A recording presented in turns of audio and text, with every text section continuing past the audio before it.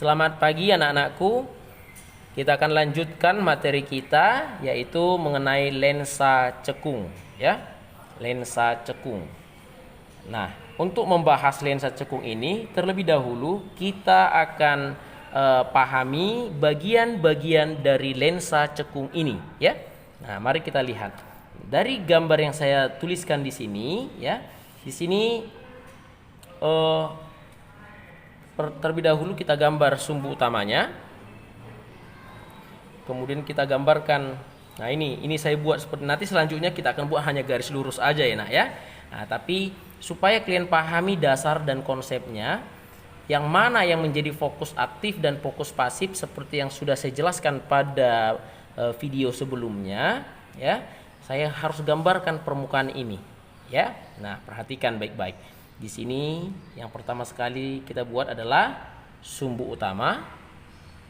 Kemudian tarik sebuah garis yang tegak lurus terhadap sumbu utama yang akan menjadi lensanya. Inilah perpotongannya yang kita sebut sebagai pusat optik O. Nah, sekarang perhatikan. Di sini inilah saya bikin permukaan pertama, yang ini permukaan kedua. Nah, kita sepakati ya, Nak, ya. Lensa itu bagian mananya pun bisa menjadi depan dan belakangnya. Kalau yang ini kita bikin depan, otomatis ini jadi belakang, ya. Kalau ini bagian depan, ini bisa bagian belakang. Itulah perbedaan antara lensa dengan cermin. Kalau cermin tak bisa diganti depannya, Nak. Depannya memang harus itu, ya. Depannya memang harus itu dan belakangnya memang harus itu. Kalau lensa bisa dibalik-balik. Ya, bisa dibalik-balik. Sama seperti kalau kita lihat ada loop atau kaca pembesar, kan kita bisa balik-balik dia. Artinya apa? Bagian depannya kita bebas menentukannya. Nah, perhatikan. Ya. Perhatikan baik-baik. Di sini sumbu utamanya tadi sudah ini. Permukaan pertamanya ini. Jadi kalau ini kita tetapkan bagian depan cermin, depan lensa, ya. Ini bagian depan lensa, maka ini yang akan menjadi bagian belakang lensa, ya, bagian belakang lensa. Jadi ketika sinar datangnya, sinar datangnya itu harus datangnya dari depan lensa. Ini dia sinar datangnya.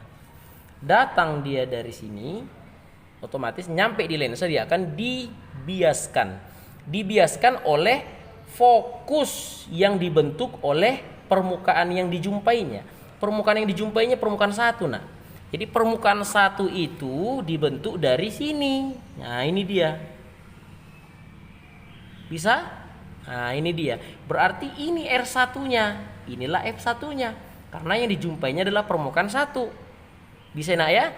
Berarti yang menjadi fokus aktifnya itu adalah F1. Nah, berbeda halnya dengan kalau kita di lensa cembung pada video sebelumnya, ya.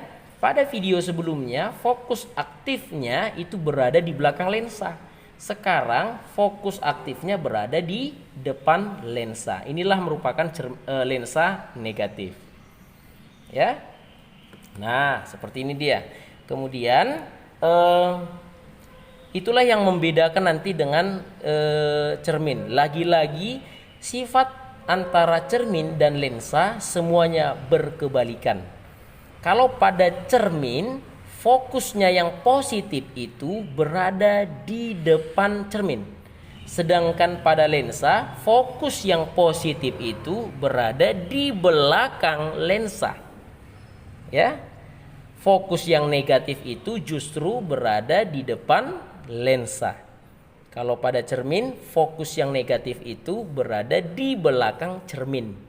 Nah, jadi itu aja mengingatnya, Nak. Ketika kamu paham mengenai cermin, lensa kebalikannya. Bisa, ya? Nah, sekarang mari kita lihat sinar-sinar istimewa pada lensa cekung. Nah, mari kita lihat, ya. Nah, di sini saya buatkan dulu. Ini sudah saya ukur, ya, sudah saya ukur. Ini pusat optiknya O, ya, berarti di sini F1-nya, di sini R1-nya, di sini F2-nya, di sini R2-nya. Ya. Saya kasih keterangan dulu di sini nak ya. Ini merupakan fokus aktif. Di sini fokus pasif. Ya. Nah, itu dia. Sekarang mari kita lihat sinar istimewa pada lensa cekung ya. Sinar istimewanya apa? Perhatikan. Jadi buat sinar apanya ini sumbu utama, kemudian tarik garis tegak lurus yang menjadi lensanya nanti ya. Mari kita lihat. Sinar datang sejajar sumbu utama. Ini dia nak. Sinar datang sejajar sumbu utama, begitu sampai ke permukaan lensa, dia akan dibiaskan ya, dibiaskan melalui fokus yang dijumpainya. Jadi fokus yang dijumpainya itu adalah fokus aktifnya itu F1. Nah, jadi dia digambar seolah-olah melalui fokus aktif F1. Ya. Nah, jadi kalau mau saya tuliskan sinar istimewa yang pertama itu adalah sinar datang sejajar sumbu utama dibiaskan seakan-akan berasal dari titik fokus aktif F1. Bisa enak ya? Nah, yang berikutnya sinar istimewa yang kedua. Sama kita gambarkan. Ini R1, F1O, F2 dan R2. Ini tidak asal dibuat enak ya. Dia harus diukur dengan pas. Jadi di sini kita ambil R1 dan R2-nya nilainya sama ya. Ini di sini saya ambil nilai R-nya berapa ini ya? Saya buat 3 ya, berarti F-nya 1,5 ya. Nah, yang berikutnya apa? Sinar datang ya. Sinar datang seolah-olah ya. Sinar datang seolah-olah atau seakan-akan menuju fokus pasif F2. Nah, ini F2-nya. Nah, ini seakan-akan menuju ini dia nak. Nah, ini.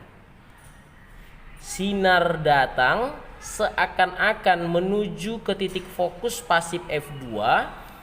Begitu nyampe di permukaan lensa, dia akan dibiaskan ya, dibiaskan sejajar sumbu utama. Nah, seperti ini dia ya. Jadi saya tuliskan sinar datang seolah-olah menuju titik fokus pasif F2 dibiaskan sejajar sumbu utama. Ya, dibiaskan sejajar sumbu utama.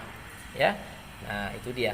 Kemudian sinar istimewa yang ketiga itu sama seperti sinar istimewa pada lensa cembung ya. Di sini saya bikin dulu R1, F1, O, F2 dan R2 ya.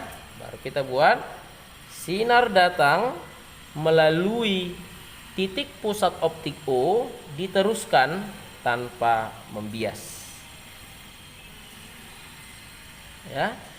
Sinar datang melalui titik pusat optik O diteruskan tanpa membias. Nah, jadi ketiga sinar istimewa inilah yang akan kita gunakan nanti lagi untuk mencari atau membentuk bayangan pada lensa cekung. Ya. Nah, pahami dulu konsepnya ini.